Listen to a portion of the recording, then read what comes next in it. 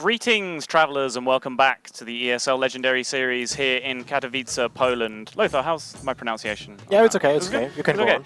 So I am here with Lothar and Nick Aquablad Secker, fellow member of the UK Casters Mafia, and a new face to the Casters desk, but probably not a new face to most of you at home.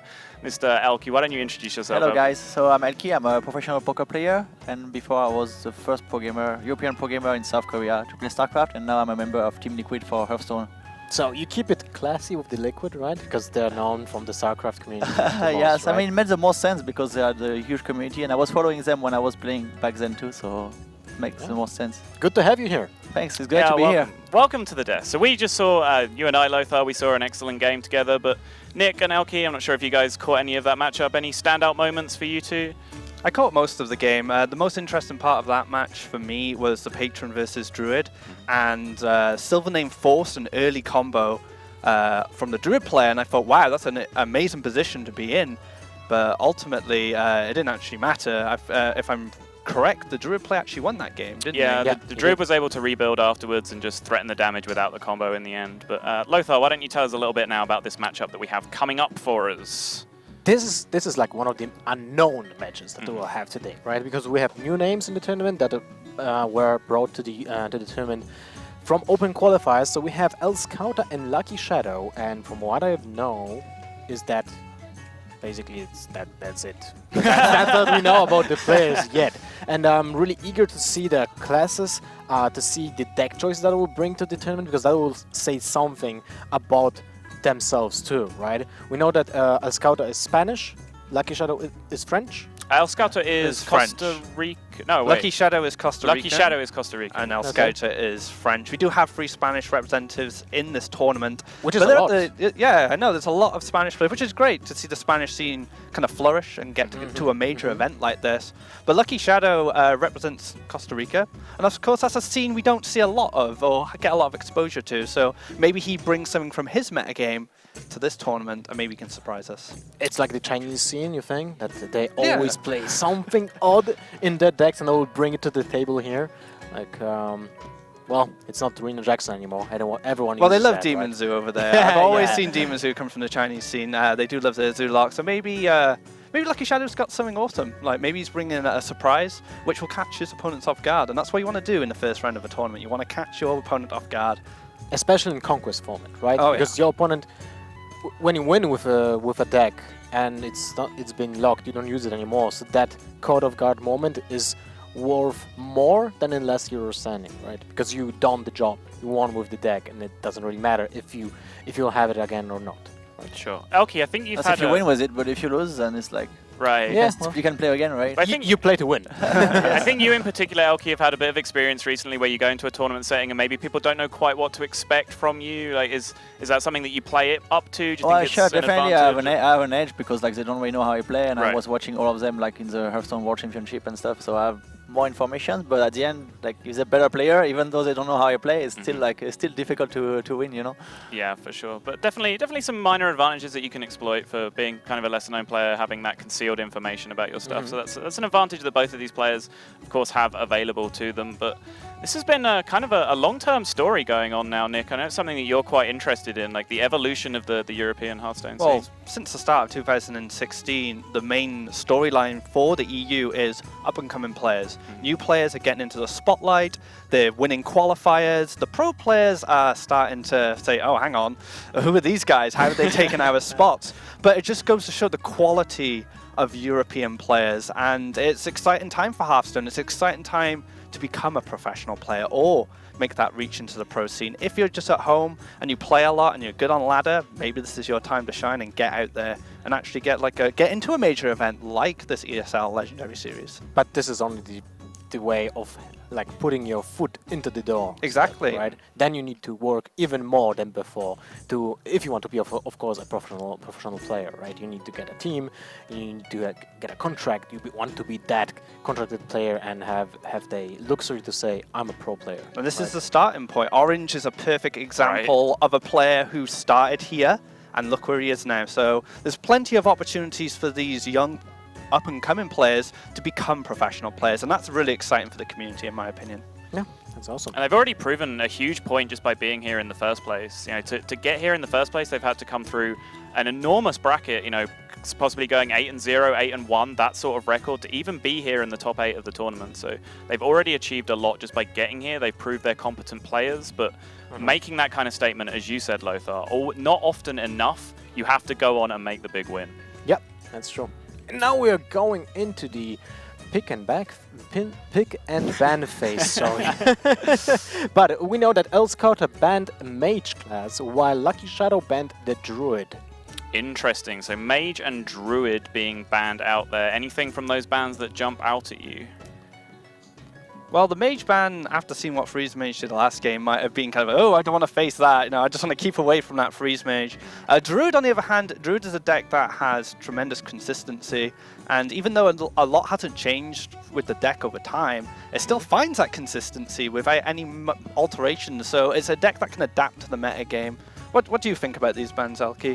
Yes, I think maybe like because I play a lot of Zoo actually, and maybe Lucky Shadow is playing Rhinolock more than Zoo, because if you had like a Zoo, you kind of like the Druid matchup because you're favored a bit. But Rhinolock is probably like Druid is the toughest opponent if you have Rhinolock, because you can just do like 25 damage in one turn easily, like most of the time. So it's probably easy playing Zoo. Yeah, I think the other standout there is that we're seeing a Priest in the lineup, which is one of the more uncommon classes at this point. We talked recently in recent tournaments, casters have talked about how Hunter was kind of the forgotten class, but recently Hunter's made a comeback. People have been being successful with Face Hunter on ladder, Jackie Chan taking the Camel Hunter to rank 1, so it's kind of left Priest almost as the forgotten brother of the Hearthstone family. But interesting that it's brought in, but you know, it's a thing that you can bring in for what reasons, Lothar? Well, the thing about Priest in general is the fact that it's a class that reacts to the metagame. It's not the class that drives the attention to a certain deck. It just reacts to how the metagame shapes. And we'll see what kind of deck is being brought by Elscouta. Indeed, we're about to get into the game. Looks like Zoo versus some variety of Warrior Game 1. And I'll hand it over to Lothar and the boys to take this one through. Thank you, Sobel. See you later. So these opening hands, a Flame Imp at the start for Elscouta, a nice aggressive minion to start with. On the other hand, Lucky Shadow does have Armor Smith and Acolyte Paint, so he has a nice curve. What do you think of these hands, Elky? Yeah, it's kind of dream hands for both. I mean, like only the imp, but the 1-drop is definitely the most important, because then you can like go into the other ones, and like I think Armor Smith and Acolyte is also what you want to get. I'm not sure if you kind of want to toss Acolyte for a weapon, depending if he knows he's playing against Zoo or not.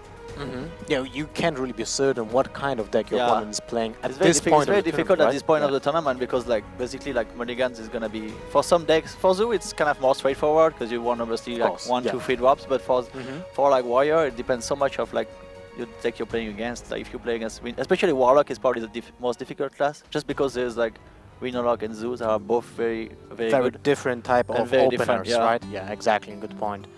So for Warrior, it's not a good opening class, I would say, the Warrior, right? Because usually you want the weapons, of course, but some matchups are just not requiring the weapons in the beginning of the game, and you want more cycle, right? So definitely the Warrior class has a easier opening. And look at that, an Ardent Squire in the opening hand for Warlock.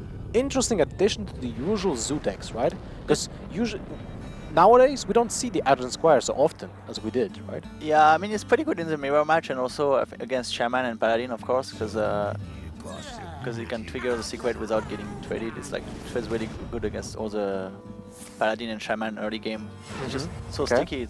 Ardent Squire is a card that popped up a lot in the Wombology side event. Some of the pro players from SK, LC, different teams like that were starting to use it, and we were kind of having the same situation. We're like, what's this guy doing here? Why is she back? Like, but it seems like the pro players seem to like this card. Like you said, it's good against Paladin. You can usually 2 for 1 for it, especially with Abusive Sergeant. You can hit stuff like Knife Juggler. So I think that's why it's gained popularity once again. Yeah, it's pretty awesome spots. Even like when you like have board control, but you're threatened life-wise, if you have like Ardent Squire and Argus, it's pretty good, really good combo, because then it's like takes 3 attacks from your opponents to damage your face, right? If you have another minion, so it's actually that's a very good point with the Defender Argus, because it creates a mini bot.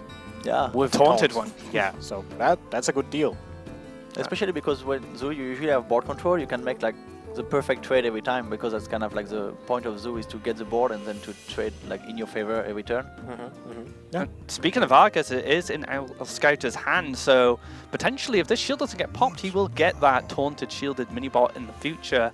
However, Lucky Shadow doesn't have that weapon. We've already discussed how important that weapon is to fight against Zoo. This is the most important card to have at all in this. Like in this particular matchup, you need some form of board control, and weapon guarantees you favorable trades because it's in most situations it's 2 for 1. You can also trigger the Death Spite Whirlwind effect after the Hunted Creeper is killed, in example, because of the death triggers when they were played, right? So you can get more board control even by having that in mind. So missing the weapon will cost Lucky Shadow dearly. Even especially more so against Zoo, because they have a lot of one-health minions, or like the Death Bite is so important, like against the Implosion, or like or the Abusive Sergeant, or like Argent Squire. The Whirlwind effect is the Death Viral is so strong. He does have a Whirlwind in hand, so that is available to him if an Implosion does come down in the future. But however, the Death Spite weapon itself leverages the board so much, it's really crippling for the Warrior to not find it. And Fiery War Axe is another one, like Lofar said, it's 2 for 1 almost every time. And at the start of the game, the Warrior's health is a nice resource you can use with these weapons to gain control of the board against a Zoo player, but without them, you can get overwhelmed very easily. Yes, for sure. I mean, especially because like now he has no way to insert the Juggler, so he's just gonna get damaged for the next 2 turns unless he wants to use his Whirlwind. Yeah, but Whirlwind is very valuable resource in the Patron Warrior because it's a synergy with like so many minions with the Acolyte, the Armor Smith, and the Patron, of course, so I'm not sure if he wants to use it now. Even if you want to use the Whirlwind before the Patrons on board, then you want to queue it up with a second effect, like a second Whirlwind, a Death Spider, or whatever can help you to clean up the board. Yeah, you usually don't want to use a Whirlwind just to kill like 1 or 2 minions too, because it's so valuable, right? But in this situation, I feel like he's being pushed to use it. Inner Rage, Whirlwind, and Acolyte of Pain just beg to be played here and just clean up the Knife Juggler. Yeah, that's a way he could do it. I mean, he could go for the Inner Rage on Armor Smith, and then get a Battle Rage off as well. Then he can't kill the Knife Juggler. Knife Juggler is pretty. It's a minion that snowballs pretty fast, actually. If it stays alive for 2-3 turns, it's like so much damage. It seems pretty innocent, like 1 or 2 damage, right? Yeah. But especially with Zoo, because they have cheap minions, it's like 2-3 more damage every turn. It's like really fast. Wow, he goes for the greedier play. He just wants to find... If he finds a weapon, though, if he finds a Fiery War Axe... There's only 2 Fiery War Axes right now, right? So there's, like, usually... Slam answers it. So he took the gamble there with the draw, like you said, going for the greedier play. He is rewarded with the Slam, clearing up that Knife Juggler, and now the board is in Lucky Shadow's control. And he has already the Patron and the Whirlwind, so turn 6 looks promising. What he just needs to do is gain some cards for the upcoming turns, and he has the Acolyte of Pain just to fulfill that hole in the next turn, right? So that is an interesting spot from Elscouta. Has to see if he wants to use Implosion or like a Squire and a Sergeant. I like the Implosion here. You get the 1/1s down, you do demand an answer like a Whirlwind or a Death Spite effect, and if the shield doesn't get dealt with, he can drop another Squire and then Argus in the middle of them and have 2 Divine Shield 2/2 taunts, which will be very problematic for Lucky Shadow. And that that Fiery War Axe shows up a little bit too late, but I don't think it's ever too late with Warrior at this point because it will still leverage the board for you. Yeah, he still has quite a lot of health. It's not like it's in a bad spot. So you think that it's just a turn for Acolyte Hero Power, Acolyte and Weapon to have the tempo for next turns available, because you basically save mana by using it this turn, right? You don't need to kill the 1/1. I like the popping the Divine Shield right now, but it telegraphs next turn, right? It just says to your opponent, okay, I have a Patron and Whirlwind, or at least a Whirlwind, but it's perfect turn. At least a Ghoul, but does they play Ghoul now? They play Ghouls usually, right? Yeah, they do. But would you like to play it in this situation? I don't think so.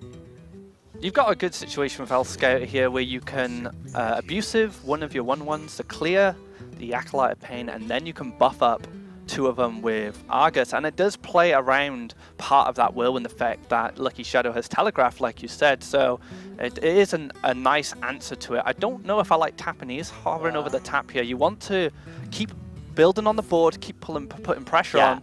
The problem with tap is you're slowing yourself down, and you can't give Patron Warrior an opportunity to fight back. You need minions that already have 2 or 3 attack on board if you want to have a chance to clean up the board afterwards, right? After the turn when the Patron and the Whirlwind will hit. Yeah, was that what I was thinking? Maybe to keep the Surgeon to clear actually the Patron, because the Surgeon is a good boost, because then if you have any minion on board, you can like clear 1 Patron. Yeah. And if you use it now, it's gonna be like, now it's gonna have 2 Patrons, and it's basically I'm gonna have no way to kill any of them. Yeah, I agree completely with that. I guess he could Argus Surgeon to kill 1, but that's like... But is the Argus, sorry, the Sergeant going to stick around? Surgeon's gonna die, yes. Yeah, so with the he can't clear the Patron now. Luckily for him, though, Lucky Shadow doesn't have any other whirlwind effect that he can trigger in the next few turns at least. But the minions itself are a huge threat, because most of the minions that Elscouta can play, they don't have more than 2 attack. So the Patrons will multiply on their own. They don't need the Innerate, they don't need the Whirlwind effect, they don't need the Dive Spot, whatever, right? So the Taskmaster or any other synergy from the deck. So it looks like a perfect situation for Lucky Shadow. That's a very tough spot for Elscouta, because you want to play the Peddler to activate the egg, but then if you do that, then like for sure it's gonna get 1 more Patron for free, right? For your opponent. So it's, and also there is a high chance that you can't even activate the egg. Yeah, that's true. And Lucky Shadow still has the Dr. Boom in hand for turn 7, right? Oh yeah, so we can just slam that down. He could potentially build more Patrons now, depending on what comes off this Dark Peddler, but Elscouta felt like he had to tap. He felt he was in a kind of a tight spot. I don't know what he was looking for, but having all those 2 attack minions don't interact with the Patrons well at all. And Dr. Boom to follow up on top of that as well. There's a lot of power on board for Lucky Shadow. Yeah, this doesn't look good. He just played 2 attack minions, two attack minions into Patrons. That's not something that, you know, well, luckily for him, he can only pop 1 Patron because the other one is back to 2 health. But it's still a pretty bad spot for Elscouta now, because there's like 3 Patrons, 1 Boom and 2 Boom Bots against 1 egg, and that's pretty bad. 3 Patrons, Dr. Boom and the Boom Bots, and all Elscouta has to fight the board with is an egg with nothing to activate it apart from the Argus, and which doesn't interact with Patrons either. So Elscouta is being locked out of this game by just the power on Lucky Shadow's board. Yeah, this all comes down to the turn when he didn't use the Outer Defender. Yep. And he tapped instead. That was the turn that was so important. He played incredibly passive, and he was punished because it gave Lucky Shadow an opportunity to build this board he has now. Ooh. That's an amazing draw right there. That's probably the card that's gonna end Elscouta's dream. It's like really perfect in this situation. So do you favor whirlwinding first or attacking with the bombs first? Because you deal the damage to the minions, right? So basically the attack from the bombs is the same, but you might not have. Oh wow! That's the best outcome, right? Yeah, I think you always want to attack with the bombs, probably, no? I think in this situation you take the big game hunter down to 1, and they're all at 1 health. So this Whirlwind is gonna devastate Elscouter's board, and Lucky Shadow is gonna be in a dominating position going forward here. A terrible outcome for Elscouta, but. And that's a concede. It's like, I'm not going to deal with it. There's no way you can come back from that. But even if the bomb didn't hit that way, he had execute in hand, and then he could pop more Patron attacking the defender of Argus. So he still was in a great spot, even if the bombs didn't hit that way. Completely agree. It wasn't looking good for Elscouta anyway. So first game goes for Lucky Shadow. He is winning with his warrior, and we are playing Conquest. So the warrior is locked. We'll not see it again. And Elscouta will have a chance to reuse his deck or switch on another class. And judging the book by its cover, Lucky Shadow has Druid and Warlock too. So I would say that probably Elscouta will just keep playing with the Warlock, because if there will be a Druid, you want to have a zoo in your pool, right? Against that deck. I think so, yeah. If the Druid gets picked, he runs into the matchup, which is good for him. But Lucky Shadow can make a read here. He could think, will he just queue Druid again? Maybe I can queue in my Warlock deck, find a win for that. And then I have Druid last to go against 3 decks, and I always like that situation in Conquest. Okay. Well, we got an information actually. Elscouta is switching to his priest. It's priest. Oh, Yeah. interesting. I'm really interested what kind of priest it is, because there are so many variations of that deck.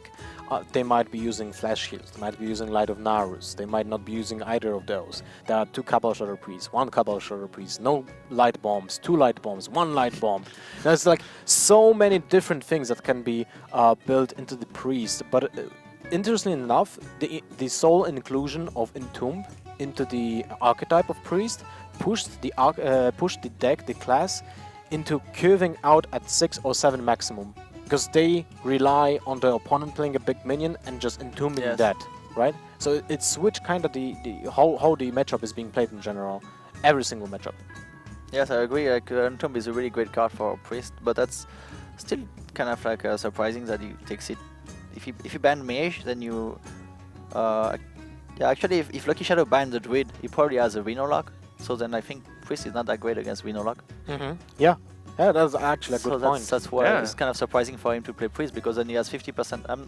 Against druid is probably even depending on the version. It depends a lot, but then it's like probably unfavored against Reno lock. So it's a surprising pick. Sol raised an interesting point about Priest. It's kind of like he said that the forgotten deck at the moment. Hunter's coming back, Priest has fallen off.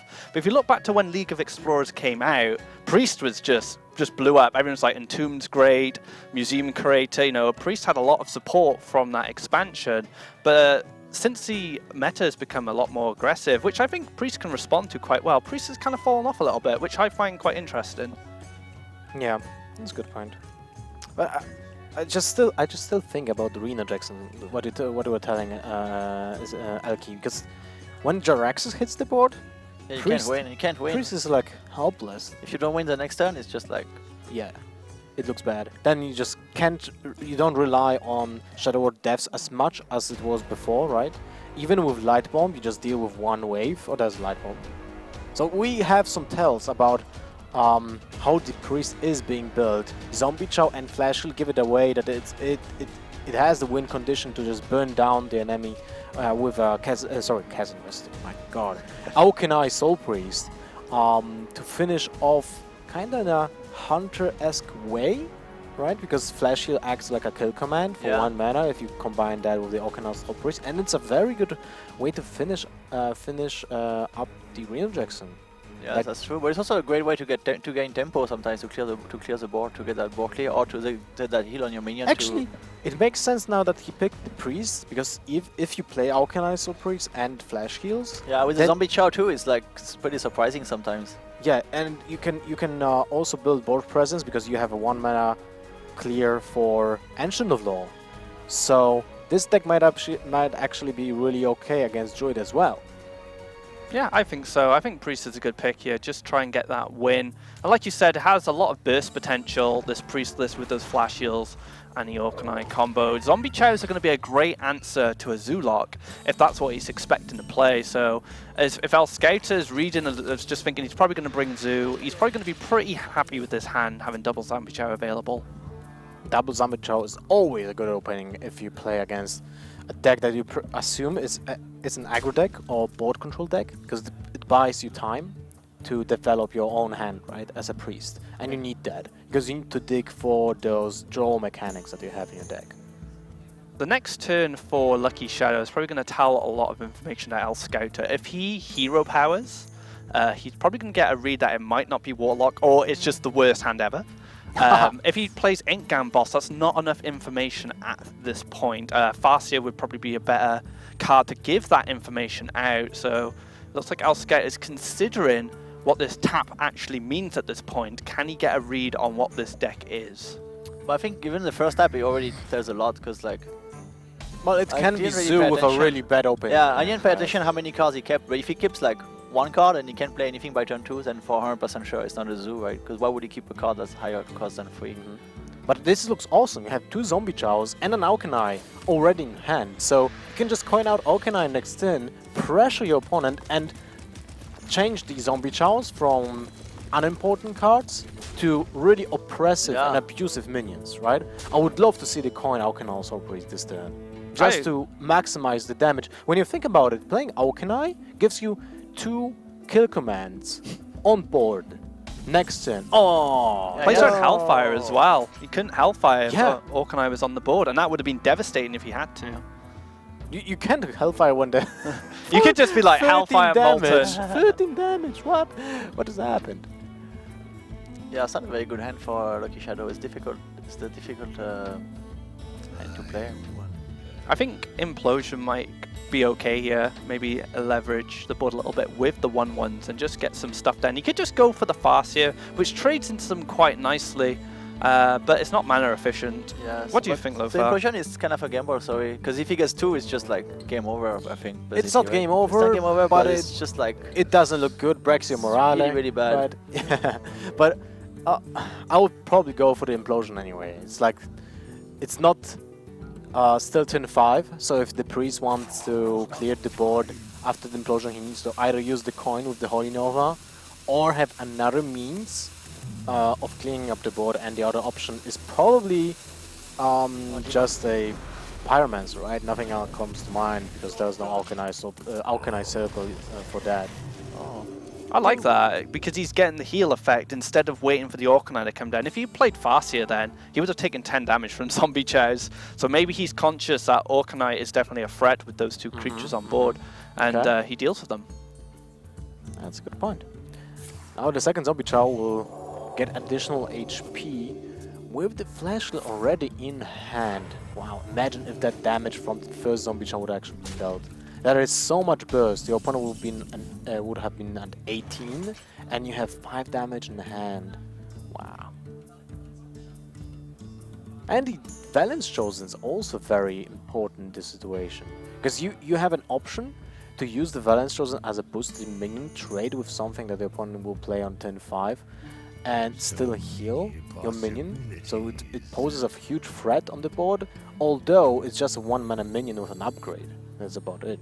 What do you think, Elki? Well, how do you evaluate that minion? It's like a Zombie Chow with Balance Chosen. Yeah, it's super important to have 1 minion on board with Priest, because basically otherwise Balance Chosen is a dead card. Because you can't Balance Chosen if the minion you just play, because it's so much chance that it just gets silenced and cancelled, and you get a terrible trade. That was interesting here to see he played Sludge Belcher instead of Lotheb. I mean, obviously, if you see Elscouta's hand, you will play Lotheb, but then in general, would you play Lotheb instead of Belcher in the spot, or what's the balance between the two? Lotheb does clear the Zombie Chow. I mean, Lotheb was also sealing, like, practically making the coin lose value for turn 6, right? For turn 5, so... Yeah, I think it's... I would have played it just because it protects against everything. Against Valence Chosen, for example. Shadow of Death as well. Against like everything. Then you can get the trade 100% guaranteed next turn. Yeah, playing Lothar would have had a stable 5/5 body, which wouldn't have been able to be dealt with. But now, if you look at the situation there, he clears the Belcher, gets the Aukenai down, and now it's a very awkward situation for Lucky Shadow. He doesn't have the removal he needs, well, it's unless he goes for Implosion Dark Bomb. But that's 2 cards to deal with 1, and he doesn't even get the max value. So things are a little awkward for him at this moment. When you think about it, Implosion 2 damage for 2 minions is still not that bad. When you think about it, like you would have to compare it to a Keeper of the Grove. Yeah. Which is better, probably. But yeah, but when he gets a 3 or 4, also like for the Zoo deck, I mean, of course, but like for the Zoo deck, you don't really have removal. Because in Zoo, you usually, it's like synergize so well with Zoo and with Warlock in general, just because it gives you minions to boost. You don't really want to just put a Dark Bomb in Zoo. So it's kind of like, has more value just because they don't have, Zoo doesn't have swipe, right? So it's like... And now the draw engine will be used. The Pyromancer with the Seeker of Healing and the Aukenai, with the Cleric will just give him so much card draw. And this is the important thing to be aware when you play against a Priest. Because he can be low on cards, and then poof, instantly he fills out his hand with just some combinations of weird stuff happening, like this one, like Cleric and Pyromancer. You thought that you're winning the attrition battle against the Priest, and then you suddenly have less cards in hand. You get immediate value from this Cleric as well with the Circle of Healing, drawing those cards. And this is a control mirror, so you want to be able to have options in your hand to respond to Lucky Shadow. And as we pointed out before, Priest is a very reactive deck by nature anyway, especially the control variant. So being able to have multiple options in your hand to deal with whatever Lucky Shadow drops is always a plus. You don't want to burn out with a Warlock can just keep tapping. Yes, especially because you don't have the burst as Priest. You don't have the burst to like take the Warlock down early, so he can tap a lot. Like he tapped like I don't know how many times Lucky Shadow tapped, at least 3 or 4 times already. So if you had the more aggressive class, then for sure the Warlock can't really tap. But now he doesn't really feel threatened. Does Lofeb just come down here as a 5/5 body, maybe protect against some spells? The Farseer is his choice here, and he's going to pass. What do you think of that, Lofa? I don't like that, to be honest. Yeah, I like Loteb, especially because he already has the Pyromancer and the Priest, Northshire Cleric on board. Then like spells are like so much valuable now for Very him, good right? point, okay. Like this is the most important thing. Like the Holy Nova that he has in his hand brings so much value to the table. It's just insane. Just like those, and also like it's because the Cleric is also Venus Chosen, so every spell is like basically kills 1 minion, draw 2 cards, and like heal for 2 and does 3 damage for just 1 card. My only thought for Farseer is potentially baiting out an overextend from Elscouta and then getting a big Twisted Never off. But as you could see there, the Holy Nova comes down instead, draws him a mass amount of cards, and he just drops a 1/2, and then he keeps a valuable minion from the Discovery in hand, so he doesn't have to play it. Elscouta is kind of in a position where he's dominating on board, and he doesn't really have to commit anything until Lucky Shadow finds a response to what's already being played on the field. So guys, the goal for the Lucky Shadow is probably just to deal as much damage as possible with the Arcane Golem, but what's the maximum damage that he can deal? Is it 30? 30? 1 abusive, 1 overwhelming. There's 1 Dark Peddler, right?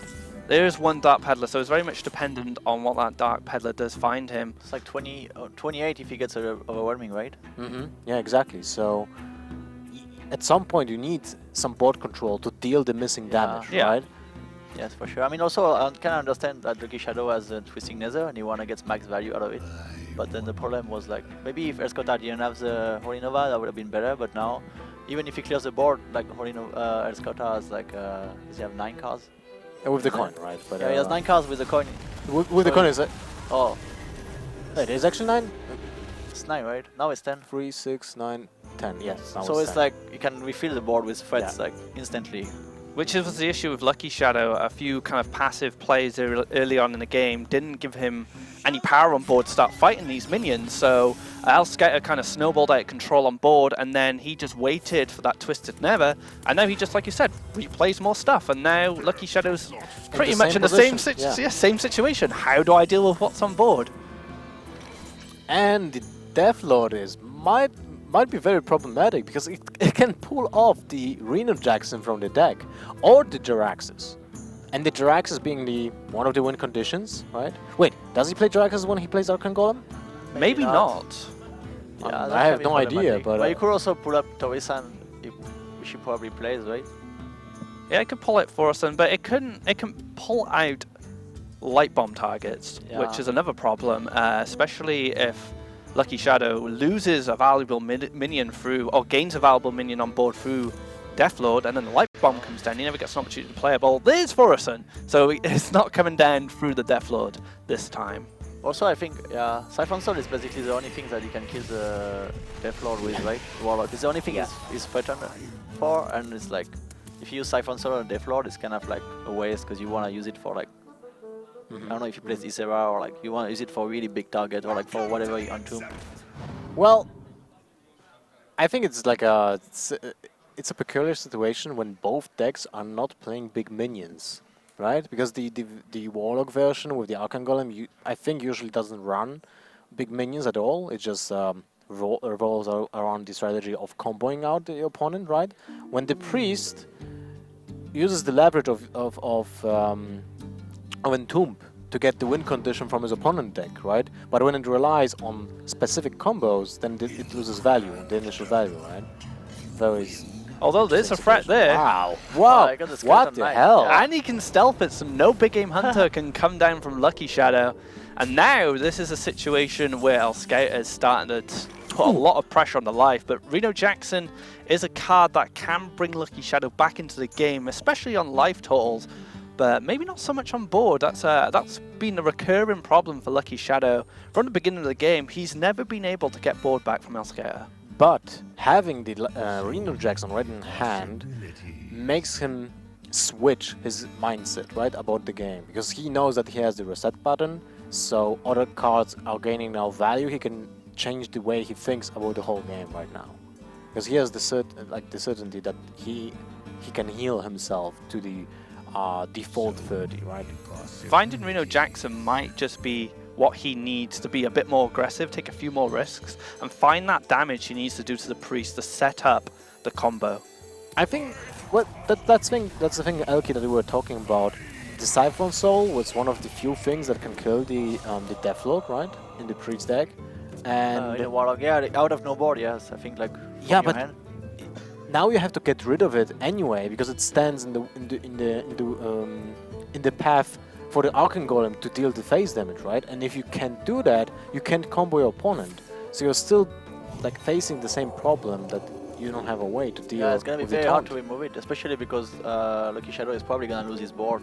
When the priest has like 9 cards in his hand and 3 minions, like, you would expect that he can remove the board of Lucky Shadow pretty easily, and that's what he's gonna do now. He doesn't even have to use Light Bomb here, he's just going for the old minion battle, which has worked out for him so far. Another issue as well with the Deathlord is, if he deals with this Deathlord, there's another one sitting in Elscouta's hand, so that guy can come down, and then he's in the same situation he was in before. And this seems to be the problem Lucky Shadow's been having in this game. He's just been stuck behind on board for so long, he hasn't found what he needs to get it back. Well, there's the Big Game Hunter to deal with the Skeletal Knight, but the Joust mechanic might be very important in this situation. If he wins the Joust, but it might be problematic with the Priest deck, which curves out on a couple of Shadow Priests most likely, right? Maybe Dr. Boom. You might not win the Joust, so just the minion will just vanish after the Big Game Hunter.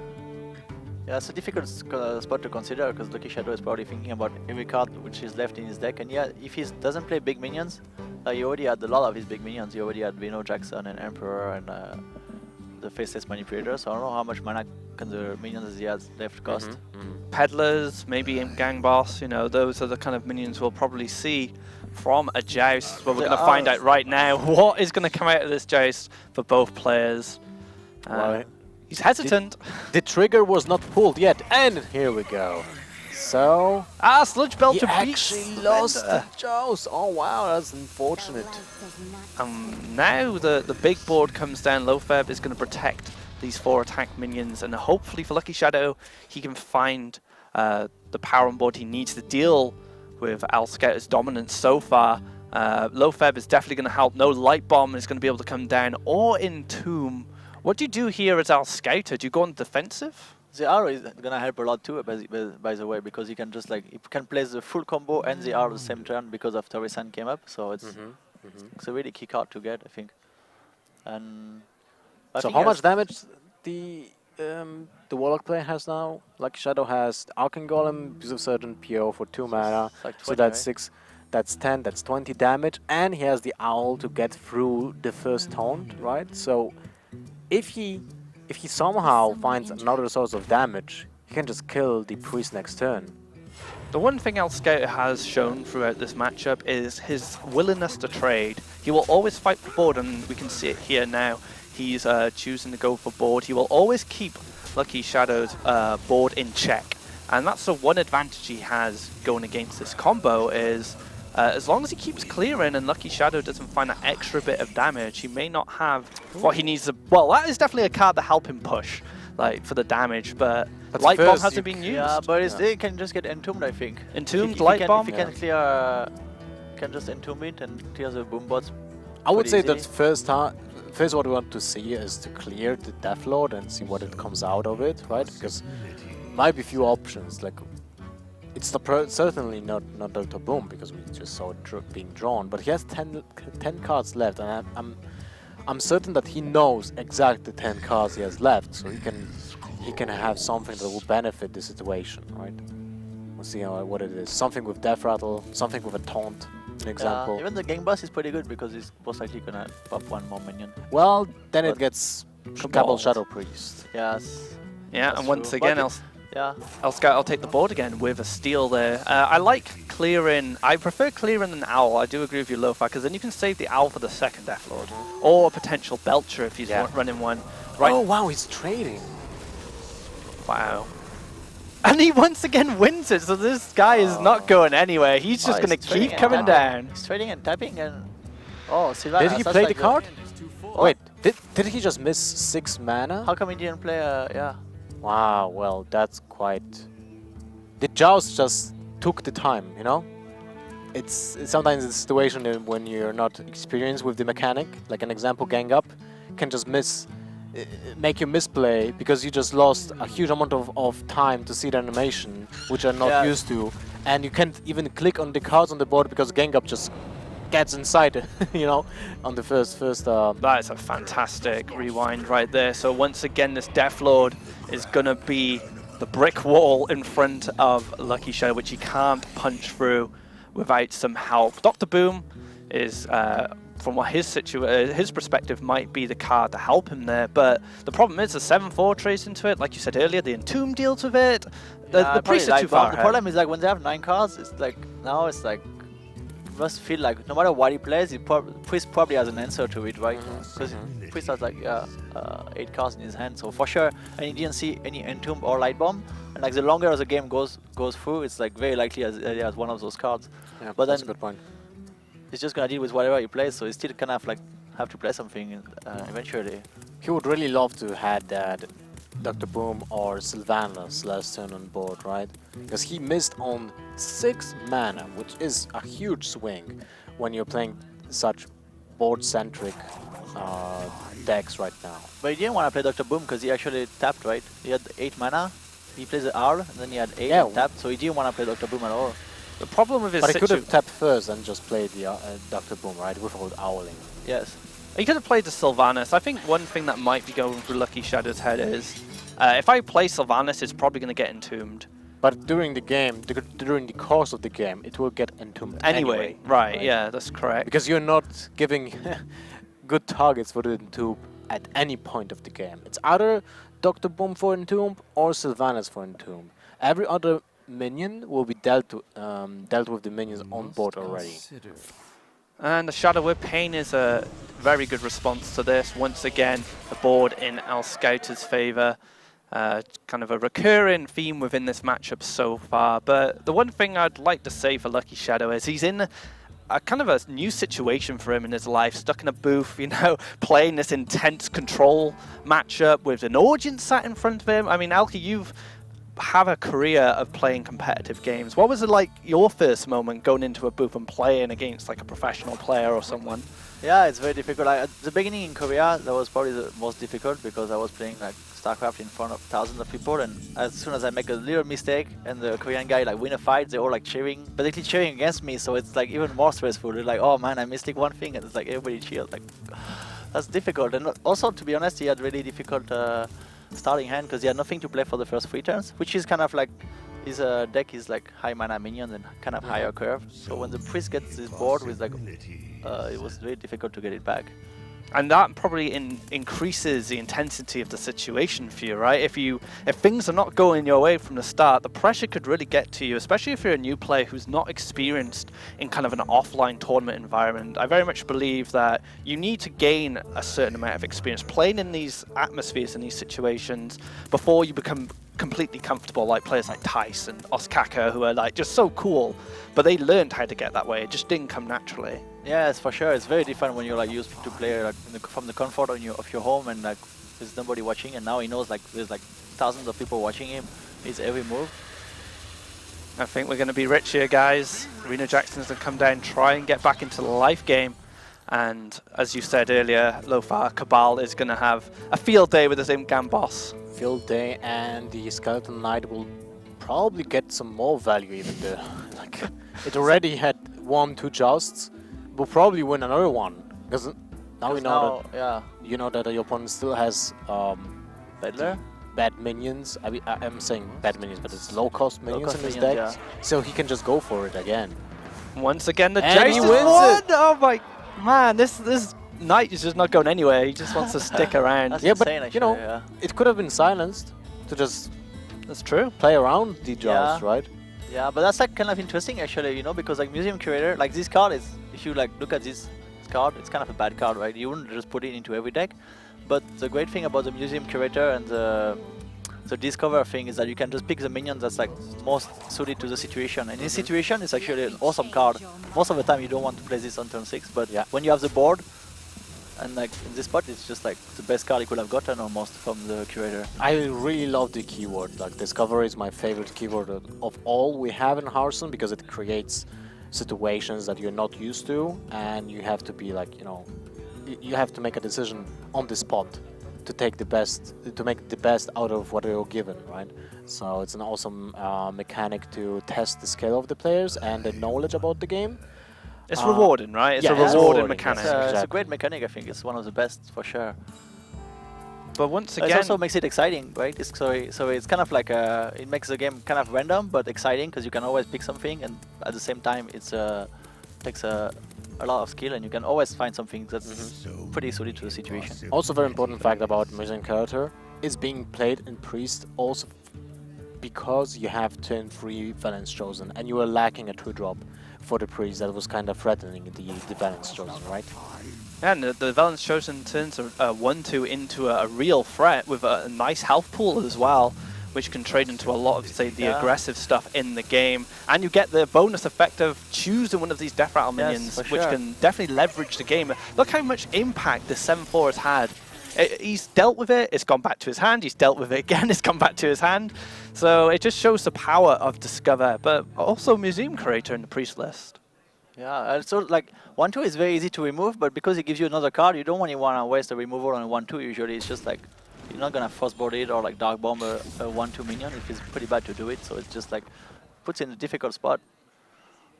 And now these boom bots are going to be dealt with very easily. 1 damage to the Death Lord is not nice. And now Entomb can come down and Elscouta finds one of his win conditions, the heavy hitter Dr. Boom, go into his deck. And now Lucky Shadow has to worry about that guy coming down. He's not only got Skeletal Knight. The Skeletal Knight, he's now got a Dr. Boom to go with it. So things are looking very bleak for Lucky Shadow here. I think it's just waiting for the Shadow Flame, maybe? He has to play the Shadow Flame, right? No, he didn't. He does. He didn't, but he has to have one in his deck. I'm Very sure. likely, very likely, right? Yeah. So that's probably what he's looking for now, because I don't think he can clear the board with any other way.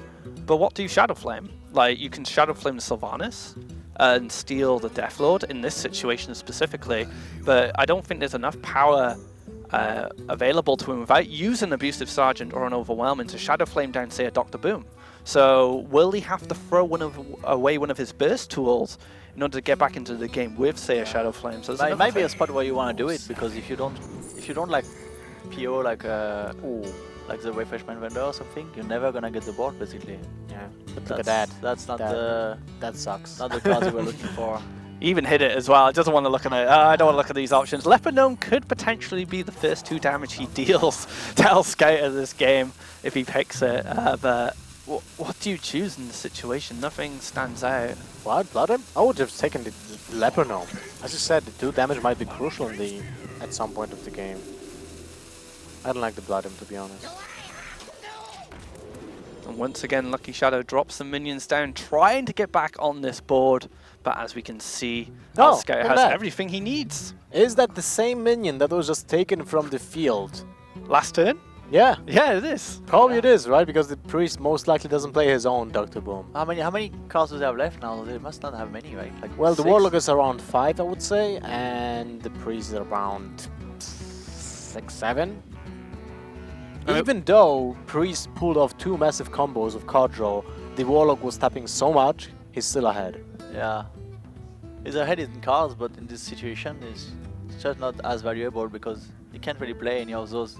He can't really extract the value from any of those cards just because he doesn't have the board. I mean, this has become a resource battle. ultimately, and Elscouta getting those card draws was a massive deal when it came to these decks going against each other. Now, Lucky Shadow, I think, if he feels he's not in this game, he could potentially hide the Faceless and the Arcane Golem to save it as a surprise in upcoming games. I mean, is there anything Lucky Shadow could do here to win this game? That's something you should consider. I mean, keeping information back is very important when going into a set like this.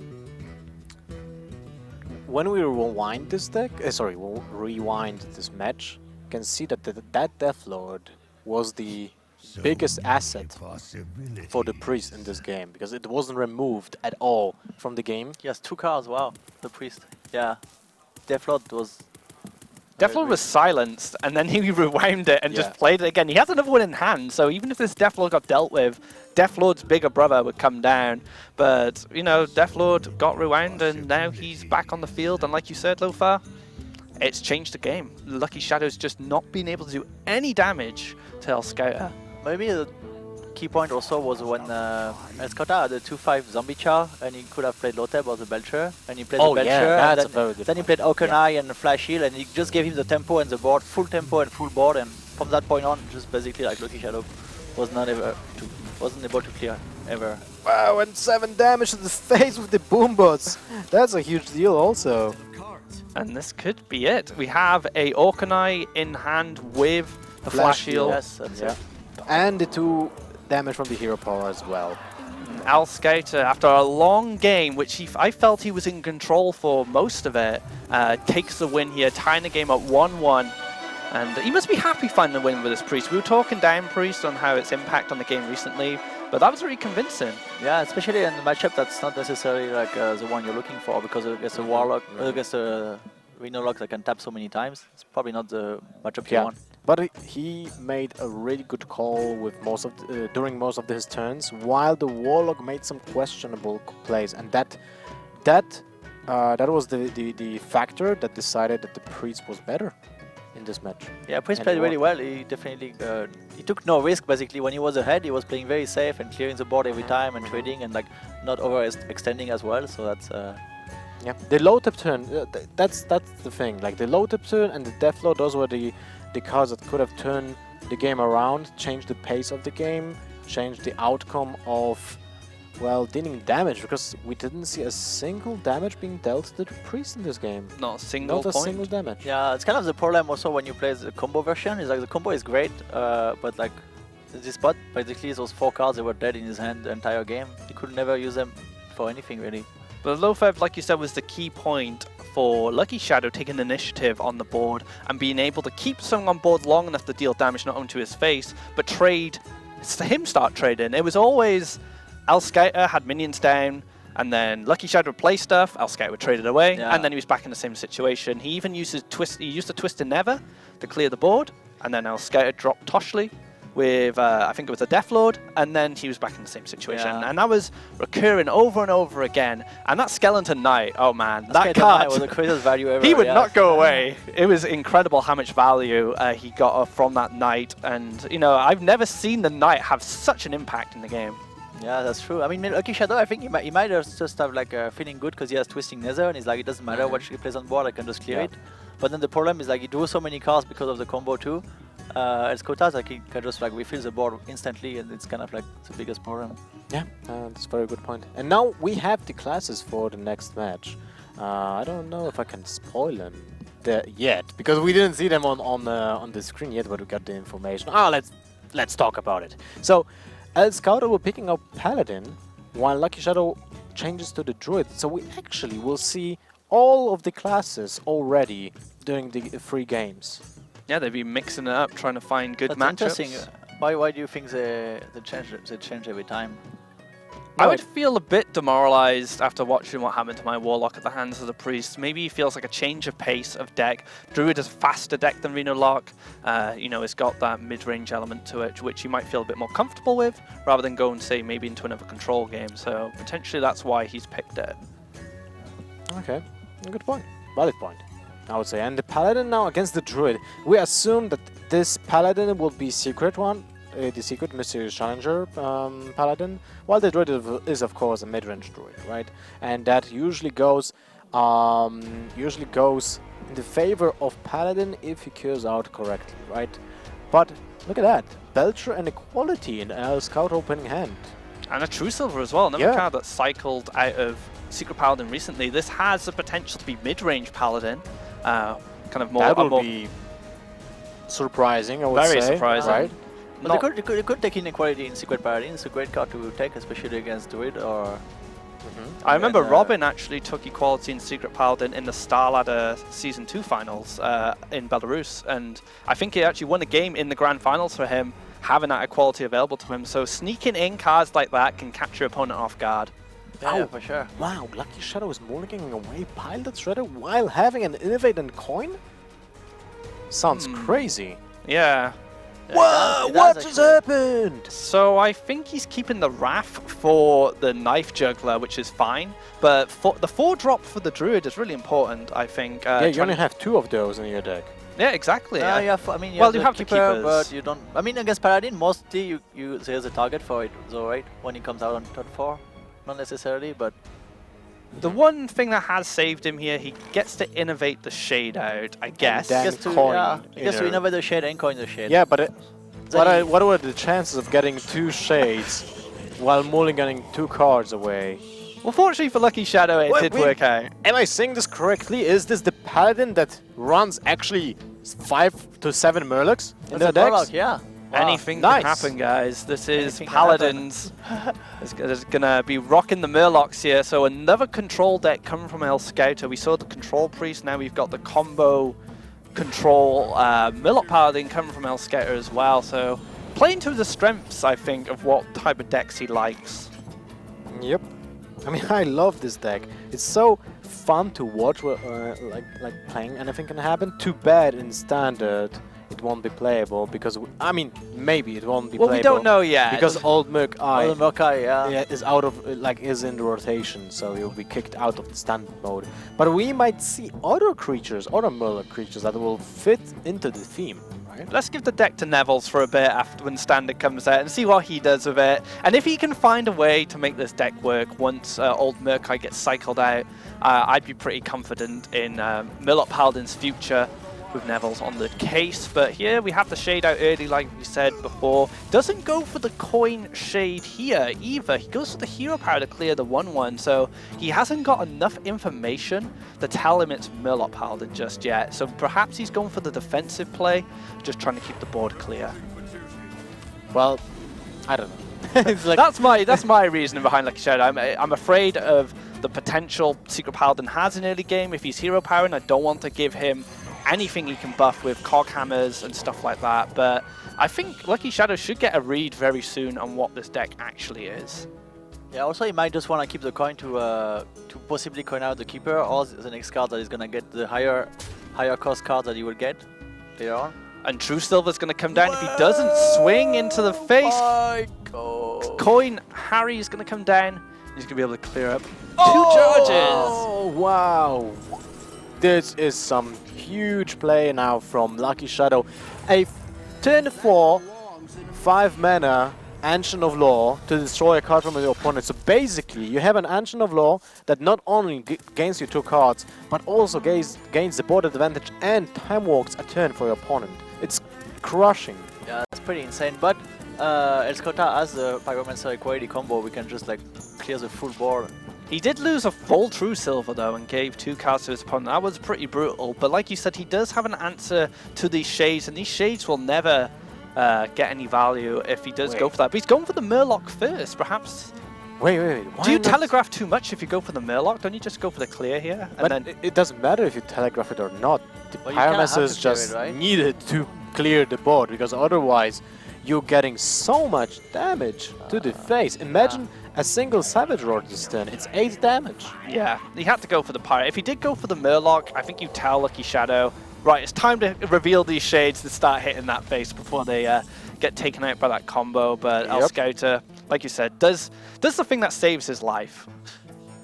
Wow, imagine that. 5, 11, 15, 16, 24 damage on turn 5. Ouch. Yeah, Actually, +1 from the hero power too. Lucky Shadow could have revealed them actually. Maybe he should have. I mean, it's always you always want to, especially because you use a True Silver, then you can't have a weapon to kill them. And basically, like, if you think it's a Murloc Paladin, it's probably only Equality or Consecration that he can play. And that, like, whether they're like stealth or not, it doesn't really matter for that. But that equality play with the Pyro is going to slow things down for Elscouta. He can now make the spear follow the rules, whatever rules spears follow. And he can slow things down and make things play at his pace at least. If you can follow the rules, you have a lot of options there. You can also Bluegill and charge and play the second True Silver. Oh yeah, you could do that too. That's another way you could take it out. What do you prefer then? Do you prefer reducing this attack to 1, or do you prefer just clearing up the Murlocs, getting those Murlocs into your graveyard? Yeah, I think clearing might be better here. Also, it's like making you a bit more. I think it's better to have the True Silver on board. Yeah, or like exactly. in You your have hand. more options next time. Like next turn, you're gonna be able to clear something with 4 health for sure, even though you don't have a board. And you've seen Harrison Jones already clear 1 full True Silver. This True Silver should be okay. Yeah, this one should be fine. That would be so sick if he plays an Ooze. Some people play an Ooze. Then he plays like Acidic Ooze and you'll be like, oh. I would be crushed. I would be absolutely crushed. I'd be like, man, really? Are you doing this to me right now? They don't really play it in Druid though, but in Zoo it's kind of popular. It used to be more popular when like Patron was like Warrior was stronger. Yeah, it was also popular like last year. Yeah, in when Rogue was popular also, it's a really key card sometimes. You just like. This is an awkward turn for Lucky Shadow. You can play Living Roots to get the 2 1/1s down. You can't play the Keeper for tempo here because you need it for the Doomsayers. You now know this is a Murloc variation, so a slow turn for the Druid on 6. No big heavy hitters to challenge that True Silver. To be honest, I don't value Keeper so much against the Doomsayers because the Doomsayers, when they're being played, that means that there's something that has to be something on board already for the Druid, and when Druid has something on board, that means that most likely they will have the damage needed to kill it. Yeah, that's true. Especially in that situation, that's what I was gonna say. When he has like two Wrath and 1 Savage Roar, it's gonna be pretty like. The silence is super important, like against Freeze Mage, because it like Frost Nova Doomsayer. Exactly. But against the Paladin, you just got Doomsayer, so it's usually it keeps him 7 health, but it's pretty easy to clear when you're Druid. That's a fantastic draw right there for Lucky Shadow. He can finally draw some more minions. He gets a 5/5 body down on the board. The True Silver and the Murloc alone is enough to challenge it, but it's so important to draw some minions because right now his hand hasn't got much going on. He needs an Emperor. He definitely Emperor and just clean up the game with some huge combo swing. Lay on hands, I think, would be a nice draw there. However, well, that means your Old Murkai will have 6 attack and 7 health. He goes for only 1 War Leader. What do you think about that? Because basically the War Leader was also acting as a heal for the minion. Yeah, and also he buffs the other War Leader, right? Yes. The other War Leader so is you get 5/4. like huge both minions that are not dead to Wrath. Right? yeah, now both can get taken out by Dual Wrath if he decides to go down that line. He doesn't... Well, he can play Big Game Hunter, I suppose, if he wanted, but... You can probably swipe, right? You could swipe the 3/3 and then Wrath the 2 other ones and hero power. Well, he can swipe and Keeper of the Grove too. Yeah, he has a lot of options, but would you want to use a Wrath to cycle in that spot? It's pretty good because I guess he could. It doesn't really need that many cards anymore. Like, Swipe is not also the MVP against the Paladin anymore because that kind of Paladin doesn't play Master of Battle at all. Yeah. And 1/1s don't have any real threat, don't they? They're just guys on the board who help him trade. There's no kind of life, doesn't do any threat to life total. It's all about the combo. So like you said, Swipe isn't as important as it would be against Secret Paladin, which you're worried against. Also, like the thing is, like they don't have many 1/1s and they don't have like Blessing of Kings. Like with Secret Paladin, the problem is like kind of snowballs very fast if they have like they can Blessing of King, Coghammer, or things like that. He clears up the board with double Wraths in the Swipe. But all he's doing, huge investment. Yeah. but all he's doing is feeding the anything can happen now. So we played 1 War Leader, Old Murkai, and 1 Bluegill Warrior. 2 Warriors now. That's already a lot. That's 2? Like, no, it's the second one, right? Oh, War Leader. Yeah. I thought you said Bluegill Warrior. Yeah. Okay. So 2 Charging Murlocs and 2 War Leaders being like available, right, to Elscouta. So the potential damage while using the anything can happen will be 6 from the Bluegill Warrior, and 6, 9, 9, right? 9 from the old So it's Murkai. like 15 damage. Yes, 15 plus the Truce of a Champion, which is 19. But this is the first. Anything can happen, and he can still draw other Murlocs in the meantime. Yeah, of course. And also, like, the thing, like, when you play it back, it's not that easy to clear as well, right? That's if you use 2 Wrath, it's like, the thing is like, you don't have leader, but you just build a really strong board, and then it's pretty hard for Druid to kill all these, to kill all those Murlocs. How right? does Druid deal with that? You don't need it for the combo damage. You can just play it for the minions, just for the power on board. And the Druid's just like, okay, now what do I do? If I clear them, they might come back. This is why I like the double War Leader at the same time, because Druid needs to deal honest damage to the minions. He can't really play anything else apart from Keeper. That's Silence in why that would wall. he silence? Okay. I would Well, have that was silenced the surprising. I would yeah. silence the Belcher I would too. silence the Belcher because you're probably not gonna win the long run game. The only thing he should be would be afraid of is a Bluegill Warrior, right? But that's a very situational. And it's kind of only play. one off left. Yeah, in exactly. The deck. So Old Mokai was played, Logo the Warrior was played, and one War Leader was played, and it still will come back unsilenced. Yeah, now you can just trade it and come back. And now here we go. He's back. And those minions are there for to stay. They don't die. They're just being resurrected. So how do I deal with that as a as a druid? There's no way you can deal with that. You can Big Game Hunter 1, but then you have other minions still in play. You have used the swipe. You use double wraps. You can combo, but then the Belcher is there unsilenced. If the Belcher would have been silenced, then you have a way of cleaning both War Leaders with the Treants. I like him using the Bluegill to trade as well, playing around Big Game Hunter, so the Bluegill gets some value. He just doesn't do face damage, he does trade into something, and that Sludge Belcher is what's protecting him from any kind of combo nonsense that come from the Druid. But now what do you do? Like you said, Lova, it's just like, this is so tough for a Druid to deal with. What do you think he can do here, Alki? Is there anything that will bring him back into this game? It's a very difficult spot. I mean, if you can survive one more turn, you can silence the Belcher and hope to get like a... Well, he can silence the... To do another Savage Roar, maybe draw another Savage Roar, and like he could draw another Savage Roar and silence the Belcher and Force of Nature face, and then the next turn if he draws a Savage Roar, he has leader, right? But that's like, if he doesn't die this turn, he's probably dying this turn. So, keep out of Grove this turn. Yep. And he just needs to kill or silence one of the War Leaders, but it's just better to kill the Bluegill Warrior in this situation, I guess. And he's already silenced Might one be better War to Leader. silence the Belcher, because how is he gonna kill the Belcher then? No. I mean, now he's like gaining time, but the thing is, like, even though he's gaining time to his death, he has like he's super unlikely to get answers to go through the Belcher.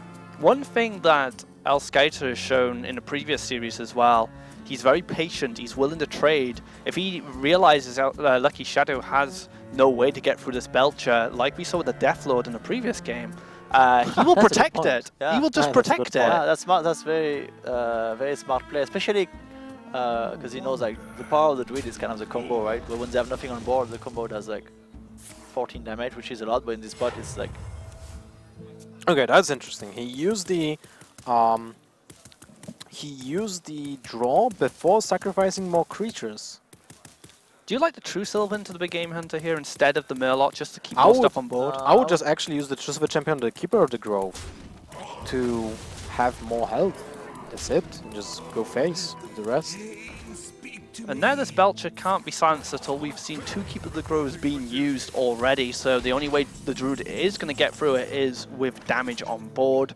But the problem is, much like mirrored like the last game, Elscouta is just going to keep clearing until he finds that second copy of the combo and just finish him off with the dying Murlocs. I think he's just going to finish him off. He can almost finish him off with what he has on board, just like trading into every minion one by one and just like doing like damage with the other one. So do you combo now to just try and clear something? I don't think I would combo, because like basically then you have no win condition ever if you combo now.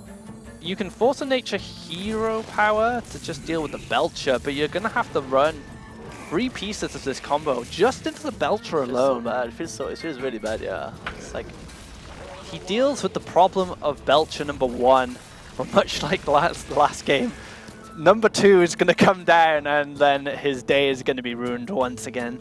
Yeah, also, but unlike last game, now he's like also running out of resources, Lucky Shadow. Now he only has like one trader to play, and it's like... He doesn't even have the Belcher at this point. He's so far ahead on board and with life. He can just lay on hands for draw, find that last anything can happen just to finish the game off. He would probably just finish off the game with just Sludge Belcher. Yeah, It's just like just damage over over the Druid. It's a dot. Damage over time. 9 damage for 3 turns. You take 3 sludge damage every turn. Yeah. It's Oh, green man. for sure. The damage is green. Oh man, this is a tough spot for Lucky Shadow. I really feel for him here. Innovate is a Ooh. whiff draw there. Shredder and Living Roots can come down, but will they stick around? I doubt it, unless Elscouta just finds what he needs to finish off the game. He clears up like most of what's left, but the problem is that Elscouta, even if he doesn't find the damage he needs to finish this game, he just replenishes the board with another taunt and more minions, and things are just looking bad for Lucky once again. Yeah, I mean now also because he only has one piece of the combo, even if some minion sticks, it's like much less threatening than before. Yeah. If he has 2 minions but no Savage Roar, they're not gonna do that Agree. much damage, right? I agree completely. Now the South Belcher will be just an impenetrable wall for the Druid player. Because you need to use combo to help clear that out. Well, that's actually a good draw. Yeah, Lofab is a body that can deal with the Sludge Belcher. The only issue is True Silver is sitting equipped there. Yep. And so if he doesn't have the damage to finish him off, he has the Acolyte and the True Silver to just clear the Belcher up, and this Shredder is not going to be able to do much. He might need to run into the Sludge Belcher to get something with some attack on the board. Well, that certainly doesn't look good for Lucky Shadow. How much damage does he have? It shouldn't be that bad for Druid in general. Like, this matchup is not that great for the Paladin. Again, like, Elscouta kinda outplays his opponent in an unfavorable matchup. Elscouta was able to like really play very well from a ahead position. He was ahead the entire game, and he really kept making good trades, not taking any unnecessary risks, and playing around his opponent's threat, and he did that very well this game. Well, one thing Elscouta has shown during this whole series so far, he has such a good discipline when it comes to fighting for board. He's very board-centric when he needs to be. He doesn't give his opponents opportunities to come back, and this just looks like the last game to me. Elscouta gets board, he keeps it, and Lucky Shadow once again is trying to get something down, but he just can't. What? Okay, I'm surprised by that. To be honest, I'm kinda... Why? Yeah. I'm kinda surprised that he wasn't aggressive this turn. Like, he should have just dealt the damage to the face. Doesn't care. He shouldn't care about the minions from the Druid side. You just sacrifice the Acolyte of Pain and True Silver Champion, deal with low tap, 6 damage to the face with Belcher and Peacekeeper, and that's it. And you play healbots for board presence and not the heal. The one thing he could be banking on now is if he draws combo, it's just the end. So just making sure that the Druid can't put anything down to protect him. And there it is. Wow. There it is. Okay, well, the plan was easy if you know what he will draw. The power of the cards there, he understood. Wow, What he's 32 damage. Dim, Ouch. dim, dim, dim, dim. Now this sack should be gone. Yeah. And so Elscouta takes another convincing game with one of his control decks against Lucky Shadow, and he's one win away from going to the next round. That was By the way- impressive, especially because like on turn 4 when he coins the Harrison Jones, you're like, wow, that's like Such sick. a blowout. Yeah, it's like he loses the 2 So silver, sick. the guy gets 2 cards, it's like really sick, and you did, and like if you look like 10 turns after, it's like what happened, right? It's like you watch a match and Yeah. you're like, oh wow, this man is so ahead. You turn your back to the TV screen, you just do something for like 2 minutes, you get back and it's like, oh, what? So what happened actually? How did he get like back into the game? Well, While he played watching the game, sticky or? minions and the Druid failed to use the resources that he had. Like the Pyromancer turn with equality allowed the Paladin to turn the board around, while the Druid player didn't use his minions that he developed early on to pressure the Paladin enough, right? Because if he would be using those minions to just deal damage each single turn, that would stuck, it's not stuck, each single turn, and that will put the Paladin in an uncomfortable position when he had to be defending himself and not just playing clear and develop the board.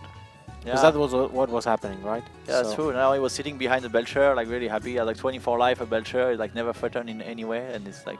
With an army of Murlocs to boot, he used his Murloc trading really efficiently as well. In fact, got value out of them, got rid of them to use anything can happen to get them back. And once that happened, like you said, once he hid behind the Belcher, it was just so hard for him to get back in the game. Yeah. By the way, for someone that is not really sure how the anything can happen works, is that the Murlocs that are being summoned are randomized. So an example, if you have 10 Murlocs that are dead, the 7 Murlocs that are being chosen for the anything can happen are being randomized. So it's not in order they were taken out. Yes, it's, exactly. It's mixed up. Random. We were thinking about that a lot during PGL Bucharest, because Crane had a situation to basically have default, but we weren't sure if it's randomized or is it by order that they were being dealt with on the board first. Alright, so we're going into the next game here. Warlock, Mirror, Zulok coming from Elscouta, which is not like his other decks. His other 2 control decks, he's had extremely strong performances. But the one thing I will say about Elscouta and Zu, he is a board-centric man from what we've seen him play. And Zu, as far as aggressive decks go, is the king of the board. That's what they want to do with their decks. And Lucky Shadow there has got the Reno Jackson Warlock, which we saw him struggle with against that Priest. Is he going for the boot? What is this, a boot? What is this, a boot? Dark Peddler. Dark Peddler in 1. So that... Actually, I like that. He has Egg Overwhelming Yeah. coming up. And he has, Now he it's has Egg, over. and he has Gang Boss on turn...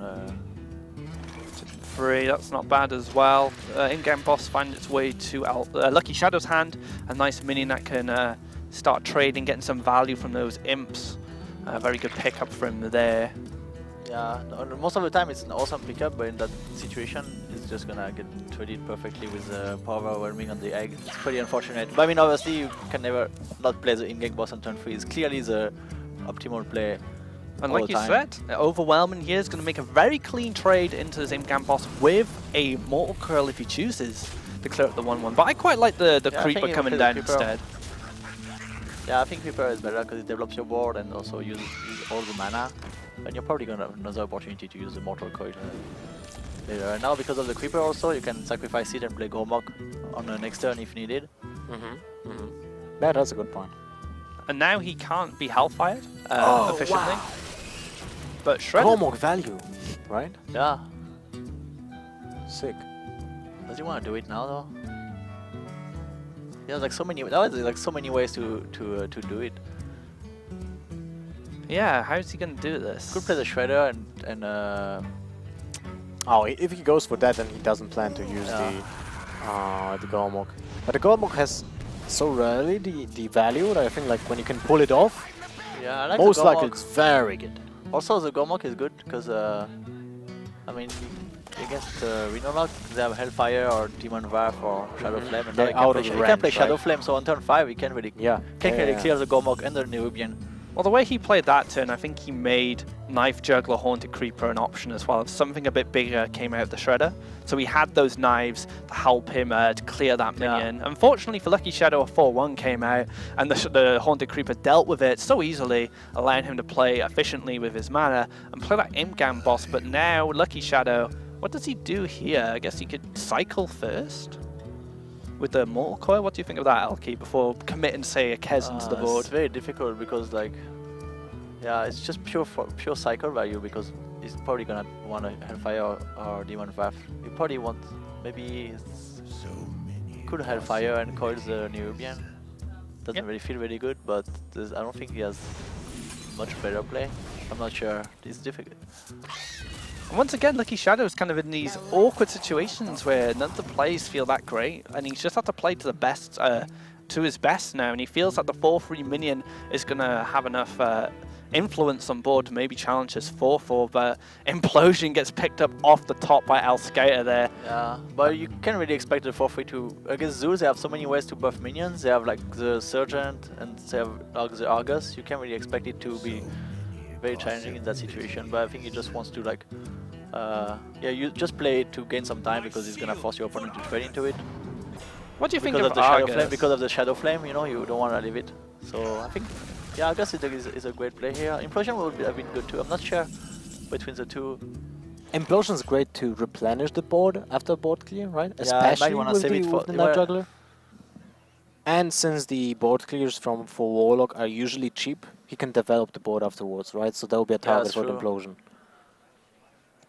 Can't silence the Imp Gambos and Hellfire without losing his Owl, so he has to consider what he wants to do with these extra 2 mana. He could just tap, but at 16 health, I wouldn't feel too good about tapping and Hellfire in this situation. Yeah, I don't think he should, especially because Hellfire doesn't clear the Nerubian either, right? So if he taps, he's gonna have 14, if he has Fire 11, and then there's gonna be like 5 damage on board next turn. It's just gonna be so easy for him to die. It's just a difficult spot. So if he Hellfires now, he drops in a 13, leaves 5 power on board.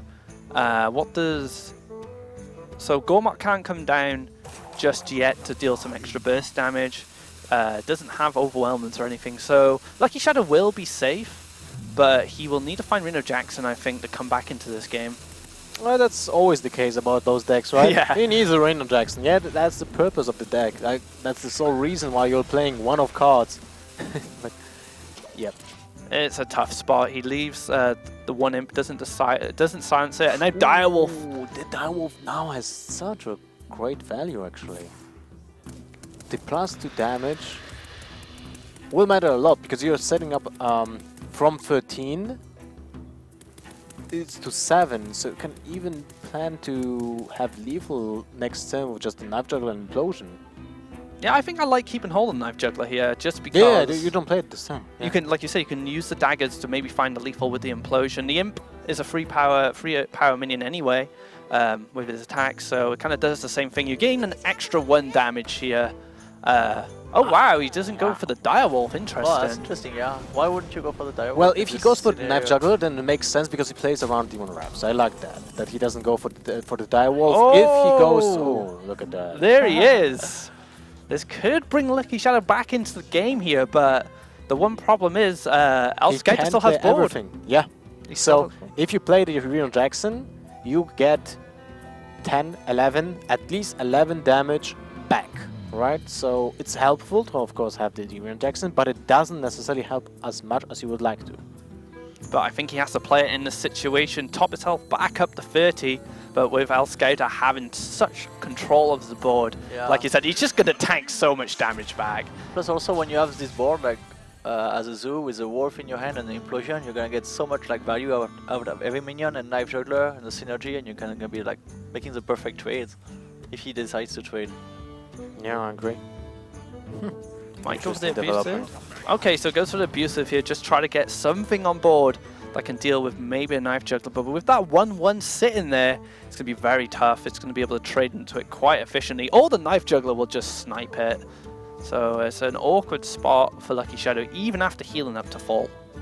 And what's funny is the fact that those imps will not be dead due to Demon Wrath. Yeah. Oh yeah, that is a very good point. So we've seen Hellfire. If he clears the board, he hasn't got a Shadow Flame target. Demon Wrath being maybe one of his only ways to remove this board, but with those imps coming down, they're protected. They're not bothered. Taps, huh? Well, that's interesting. Yeah. I would have played the Imp Gang boss in this situation. Yeah, Probably. especially if you were going for the anti-Demon Wrath kind of board play as well. Well, now if you want to play anti-Demon Wrath, you need to sacrifice a 4/1 Nerubian Spider to trade with the... Oh, he doesn't play around Demon Wrath. Ooh, that's gonna cost him. That's gonna cost him actually 3 damage. So Demon Wrath can come down with Loatheb as well, so a 5/5 can come down, which could be the start of Lucky Shadow's fight for the board again. Is it? Because the oh god, what's his name? The wolf is gonna come out and just like trade Loatheb. No. You will have the Gormok Impaler. Oh, you will. That's true. Yeah. You just play the whatever minion you have in your hand, then you play Gormok, and you can kill the Loatheb with a 1/1. I think from Lucky Shadow's perspective, though, I feel like Loatheb's probably the safest way. He's going to stay on board with what he has in hand. Of course, stuff like Abusive Sergeant and Direwolf Alpha are cards that are going to make this Lothar seem very small and be dealt with very easily. But unfortunately for Lucky Shadow, he doesn't have anything else to keep him in the game. But like you said, Lothar is still not a great situation for him. And the Argent Squire just to curve out perfectly on turn 8 with the Gormok. I assume he will be playing the Gormok this turn. Looks like the best way to deal with that. So clean as well. Nice 4 damage, just run a 1-1 into it, which has done its job, stuck on the board after the Demon Wrath. And once again, Elscouta has the board, and Lucky Shadow is trying to get it back. Wow, this doesn't look good. This doesn't look good for for Lucky Shadow. Like, he used already the biggest heal in his deck, which is Reno Jackson. What do you do then? What do you do now? Like, you're facing 4, 8, 9 damage on board, and you drew a Healbuild. Okay, so that's one of one of the ways you can stay still in the game, but that doesn't change the fact that you are facing a lot of damage that will be just piling on each turn. But the problem is here is you heal bot, and then what? You dark bomb an imp. Like, what else Seems can like you a do? good deal. Yeah, I think he has to play Boom here to have a chance to get the board back, because the Healbot is just gonna die like next turn, like so easily to anything, right? But the past 2 games that we have seen from Lucky Shadow, he was not playing to win, he was playing to survive. And that's not the proper mindset when you play in tournaments. Yeah, that's right? true. Sometimes it's difficult for sure, and especially with the pressure and the stress, you're like, oh man, I don't want to die to this, and it's still thinking about other ways that you could like die next turn, or like the next few turns, but without even like thinking about the ways that you can win. And like, if you play the Healbot here, you get 8 life, but then it gets ready, and like next turn you have 8 life less, just because the board is already like 10 damage, right? And that mentality of playing to survive can very much be influenced by single elimination, because you know this is your tournament life straight from the get-go, so you may feel like you need to play defensive just to stay in the tournament, but sometimes you just need to play to win and play and take a risk. But just take a chance. He did take a risk because he did, tapped, yeah. he played Boom and tap, so it was Well, he tapped because he wants to get the combo, just kill his opponent next turn if the board gets left unchecked. Oh wow, this board is so threatening from Elscouta. Has the overwhelming as well. Well, he wants to kill the Dr. Boom, right? He doesn't want to die to an surprisingly good hand with burst. wow, that was what? I would like to use the overwhelming there on the imp. Couldn't he? Keep 4/4. Oh, that's a hurt giant. That's like, yeah, I would like to keep the 4/4 probably. I always have played the egg probably first too. He already played Demon Wrath, right? Yeah, And yeah, the he did. 4/4, the 4/4, if he doesn't have Shadow Flame, they're out of range. Like, Interesting. Grand Bronzebeard, that's 16 life. But 16 still, life. there's a giant staring at you. Well, it's half a giant at least, but he doesn't have yeah, the has tools health, he but not needs. have the attack. Just doesn't have anything to deal with. It's not like a light spawn. Oh man, such a tough spot for Lucky Shadow. Like you said, he has the heal, but it just keeps him in the game a little bit. It doesn't. Oh wow, that is a draw. That is a great draw for him. The Nerubian does spawn the 4/4, but this might be the opportunity for him to just clear the board and then heal up next turn. What do you think, Lothar? Do you clear here? I don't think there's any other way you can play this game. You just need to play the Twisting Nether and hope your opponent has like 2 dead cards in his hand, which might be the case if there will be like 2 POs in his hand, right? But there's a Dr. Boom, so you need to deal with the Dr. Boom because it will be the same circle of violence, right? You play a board clear and there's something right staring back at you, right? So, yeah. Oh wow, he's developing now minions instead? Well, that's like, He's going for the sustain play here. He just feels too threatened at this point. Maybe he wants Elscouta to use his minions to clear and then commit something like a Dr. Boom on top. Maybe he's trying to bait out more value from Elscouta, trying to get more on the board and then get a massive Twisted Nether. But I quite liked it before. The thing, like, what he is like, one of the reasons why Lucky Shadow did that is that he wants the board to be big, so his opponent won't play a taunt minion, and then he can finish up the game with an Arcane Golem, but it's still far away for him. Like, he doesn't have the PO, he doesn't have the Arcane Golem yet. He only has the Faceless Manipulator, so I don't know, it seems really weird. He does have the Forsen to take down the Dart Bomb to help his reach a little bit more, but I don't... Well, at least the heal bot does give him a bit of time, but this is kind of a recurring theme for Lucky Shadow. He always fights for time, and his time runs out very often, so 9 to the face here. Looks like Elscouta is going all out aggressive. And he protects his egg, which is really nice here. If he was able to pop that egg open with the anti-heal bot, he would have had a full clear, but at least the 4-4 is going to stick around.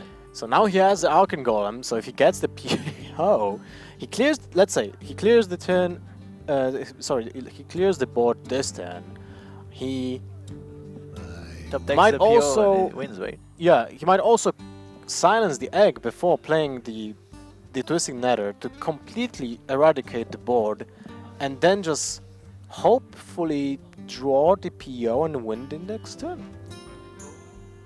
Yeah, that's probably the best play, right? Yeah. Get rid of that egg.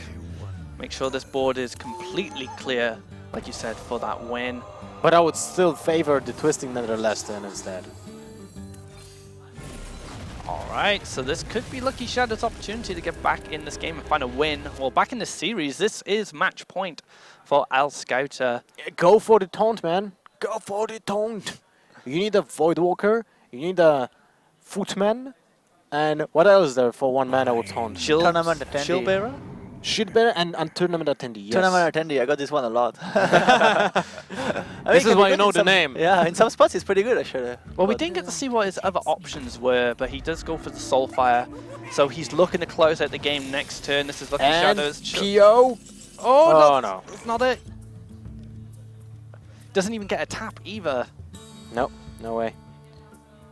He needed the Emperor Forsen earlier on to make the Arcan Golem, or at least the Faceless Manipulator, cheaper. Yeah, but he wasn't the pressure every turn. He couldn't just like afford No, to there was play no way Emperor that he had the room to breathe and just develop the minions at all. Maybe if the beginning of the game would have looked different and he would be more aggressive with his playstyle. But now he's staring at a huge problem. How do you deal with this problem? Do you tap for BGH and hope? What are your options here? he could. Like, honestly, like, you could Dart Bomb the 2-2, Oh, okay. he could tap for... oh, he can't, wait. He could tap for Shadow Flame, but then it's not enough for Dark Bomb. That's not BGH. So now you've dropped the Drake, Dart Bomb the 2-2, and pray. But there's no burst in his hand. As we can see, there is plenty going on there to finish this game for Elscouta. Yeah, but he did have the power overwhelming for like many turns, right? So if you like track like which card he had it for so long, it's like probably a power overwhelming. Even more damage from the abusive Sergeant there, and Elscouta is going through to the semi-finals. Very strong performance here from him, using those very board-centric decks. I would say that Elscouta plays really well. Sometimes he doesn't find the correct timing to switch from his board-centric like stance, right? Yeah, you need that switch. Yeah. You need to be able to flick the switch and go aggressive, and then try and close out the game. He kind of missed that opportunity twice, but he had proven that he is capable of doing really good decisions in the game, and I liked his playstyle. You know, I really liked his discipline on board as well. He showed a lot of discipline. He traded. He played safe. Like you said, he could have been aggressive in certain situations, but he knew when he needed to protect his taunts, and that was important. Yeah, it's super important to know like when you have to play very safe, and he played super safe. Again, when he was ahead, he took like zero risk. He always like traded the board perfectly and made a great trade, and like never let his opponent a chance to come back into the game. Yeah, that's true. Oh, great job, guys. Excellent series. Oh, hi back. Hey. Welcome back, It's had a very extended break. That was a very extended series that you guys handled excellently, but yeah, very long, drawn-out, control-based series, but series of kind of unexpected results, I think, in the end. We saw Priest defeating a control Warlock. We saw Anyfin Paladin getting Harrisoned and then just dominating the game afterwards. Beat Druid as well. Yeah, beating Druid. It was just crazy stuff. So We talked about it for a long time, that those two matchups were favoring Lucky Shadow, and he lost both of them. Right. So it was really surprising to see that happen. It was interesting as well because the Anyfin Paladin actually threw away a quality in his opening hand and then was lucky enough to draw it back. And if he hadn't have had that Pyro equality early on, that double shade opening would have just destroyed him. So. Yeah. But then the Paladin Shredder mulligan away, I know. right? I know, crazy series, just so much interesting stuff going on the whole time. Yeah, that's true. I think he showed a lot of potential with control decks, and it was one of his strengths going into that series overall. So I think very well played from Elscouta. He's really impressed me so far. Yeah, hopefully we'll be getting an interview with him very shortly. But as you said, series very much based around control decks, and a couple of aggro decks trying to fight back against them, but definitely a slow-based series, long drawn-out games, multiple decisions. But looks like we're about ready to go with a interview. So if we'll just welcome Elscouta onto the desk. Thank you, Elki, for thank casting you very much. with us this game, and you'll get back with us. I think with the next game, if I'm not mistaken. But this is the moment when we'll be talking about Elscouta. Hello, Hey, Elscouta, welcome. Can you hear me? Yes, I can hear you. Excellent. So very well played for a start. Thank you. First question I have for you is, what makes a man bring Anyfin Paladin to a tournament? Well, basically, I centered my lineup around the ban instead of a deck. Okay. I think it's very obvious which one. All my decks have the same bad matchup, and once you remove Freeze Mesh from the equation, Anyfin Paladin is fairly fine against everything. Okay. And it has also similar matchups to Priest, so it brings synergy. Interesting. Just on the subject of Anyfin a bit more, I saw you in the Druid game, you mulliganed away Equality. Can you talk to me a little bit about that? It's not an awesome card versus Druid, because most of his strategy will be to play 1 or 2 creatures at a time, drawing a lot of cards, and then eventually just any card just kills you because he has double combo in hand. So I really want card draw, and also the 07 Doomsayer. Yes. because it's only good on turn 2 and 3 because of silence afterwards, and it's awesome against Shade. Yeah. Actually, we talked about the Doomsayer. Like it was correct to have it like as soon as possible, but you were unfortunate to get it. But you won the game anyway. Yeah, So. I mean, I won against Druid, which is a fairly bad matchup. So yeah, very happy. I was very impressed with your play overall and your deck selection. You seem to be a very strong control player, and you made some amazing decisions of protecting your taunts. Was that in your mind when you were playing, like, this Deathlord is the minion that could be stopping, say, a combo coming from the Warlock? The only way he could win is to combo me. Right. I think a lot of people think that Priest is a terrible underdog to Renolock, but actually, if you protect yourself from combo, you will outvalue him at the end. Yeah, your opponent just didn't want to remove the Deathlord, and that was the reason why he lost that matchup. But I had a backup in hand that I was keeping just to stop again the combo, and I think that I even have a Belcher. And you rewound, you have the Silence Deathlord back to your hand and just played it again. So Yeah, you of had course, two, I mean, so you had like a lot of insurance to face that Renolock. And you had an amazing game with Murlocs as well, because the Murloc Paladin is weak against the Druid, and you still find a win. And that Belcher, he protected you very well. I mean, I play 2 Belchers in the list, especially against Druid, because it's awesome against everything you can do. Awesome. Very well played to Elscouta. He will be our second player through to the round of 4. We are ready to take a very quick break, and we'll be right back with our next game. Don't go anywhere, guys. See you after this. One of the newest additions to the Pavilion notebook family is the Pavilion Gaming Notebook. We've given it a DNA that is all about performance, with this beautiful lattice work of green complemented with a black finish. And those two together